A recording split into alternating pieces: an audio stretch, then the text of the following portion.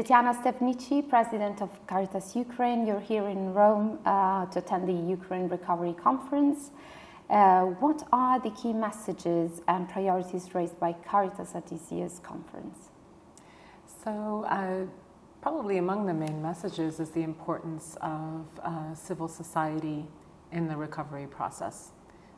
We're actually here with two of the different platforms of organizations, civil society organizations that are working in Ukraine, the Alliance of Ukrainian Civil Society Organizations and the NGO platform.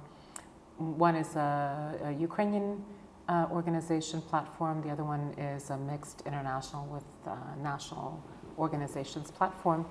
And together we're trying to voice and create that space for civil society at the discussion around the needs for recovery in Ukraine. One of the important pieces around recovery is the question of human capital. In Ukraine, 1 in 3 people are in need of humanitarian aid. 1 in 2 people are repeatedly affected by the war.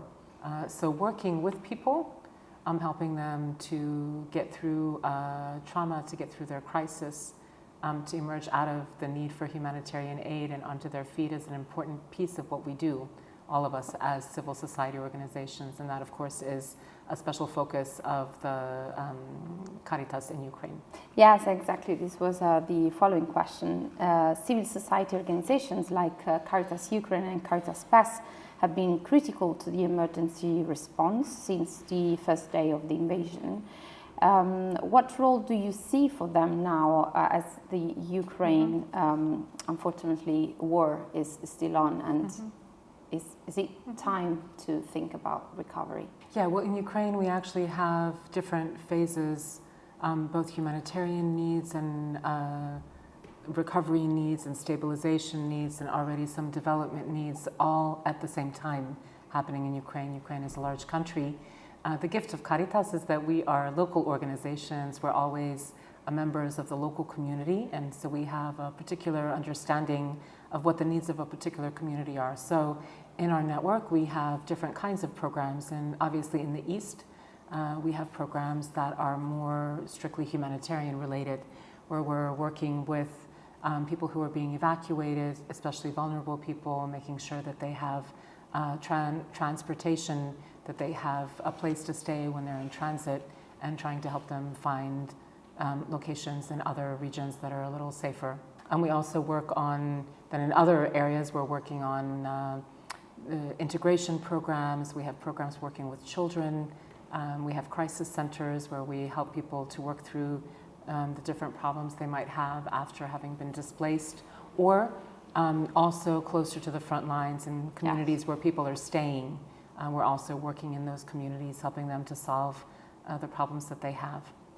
That's very interesting, as we always talk about the big numbers of refugees and internal displaced, but there are people that decide to stay in their homes, understandably.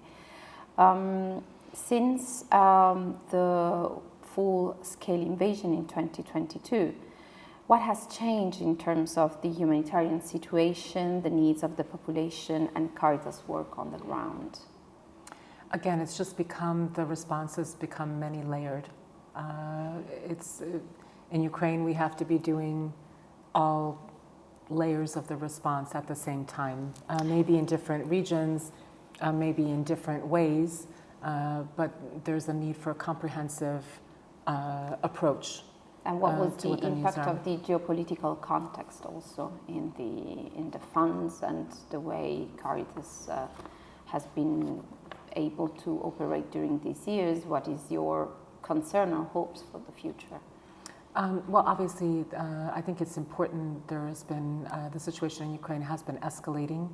The escalation started at the end of last summer, and it's been building. Obviously now, Ukraine is back in the news with large numbers of drone and cruise missile and ballistic missile strikes throughout the country.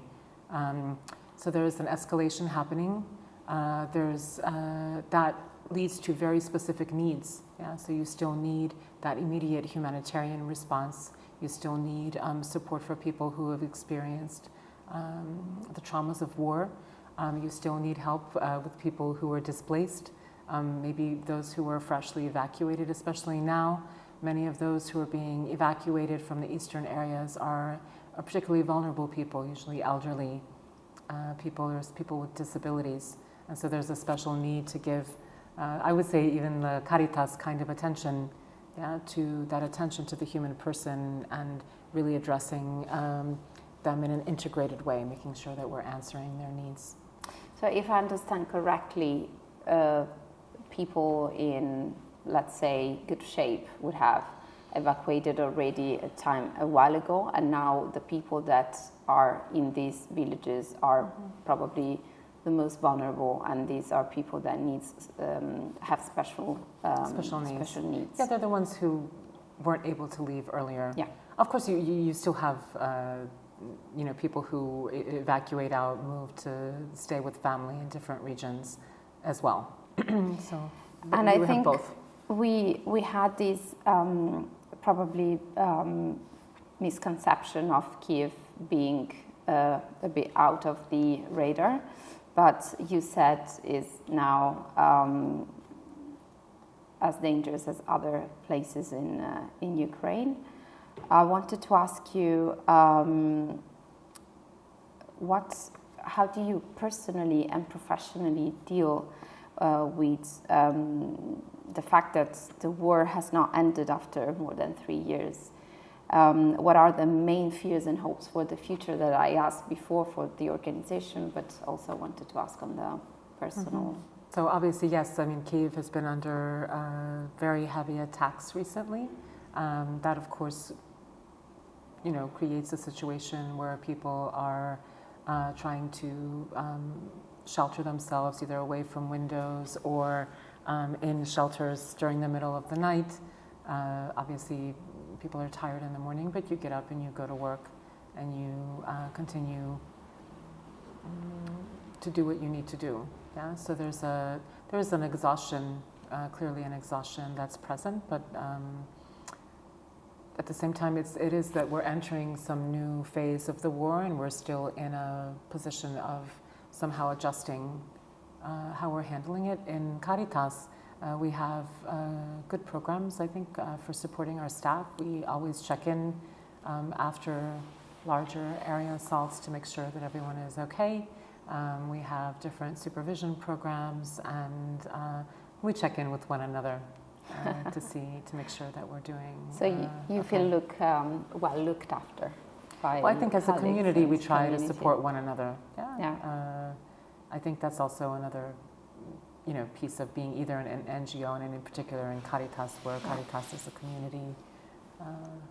And this length that seems like endless is like, what is the perception of time you have in Ukraine and the fact that war is still on? Of course, it's 3 years. It's longer than 3 years. It's a protracted crisis that's escalating. Yeah? So it's not simmering, it's an escalating. But all the pieces that were present in the beginning are still present now. Nothing about the war or about how people are fighting to survive. I mean, that hasn't changed. Mm-hmm. Yeah? There's a desire. One of the interesting things I think in Ukraine is that you have immediate movement from emergency response to, again, stabilization to early recovery, and as soon as it's possible, in many of our programs we try and move towards this ability to help people get back up on their feet, to help them to find their way forward. And I think the way that you live through a trauma, when you have community support, when you are helping one another, really affects how you emerge from it.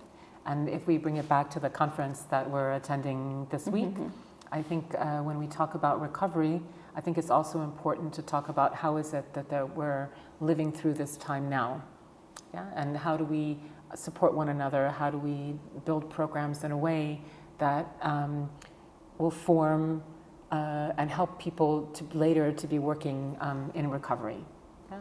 So it's on the one hand, we're already doing recovery in some places, and then in other places it's a matter of supporting people in a way so that later we'll be able to move into recovery in a healthier way.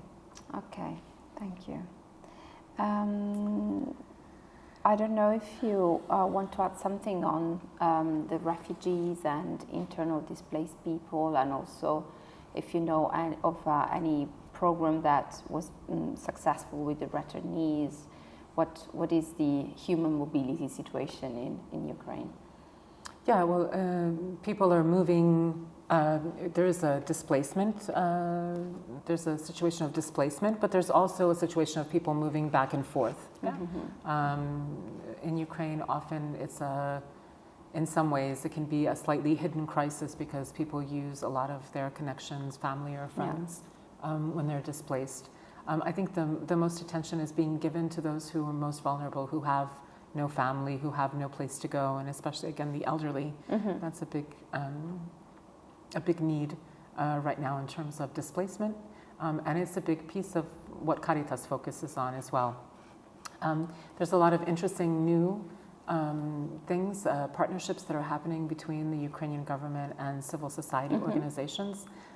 We're working on the development of a social protection system that would include civil society organizations as service providers. There's some new pilot programs that are, I think, a really good step in a very strong direction. And I'm hoping that that'll be one of the topics that's raised also at the conference.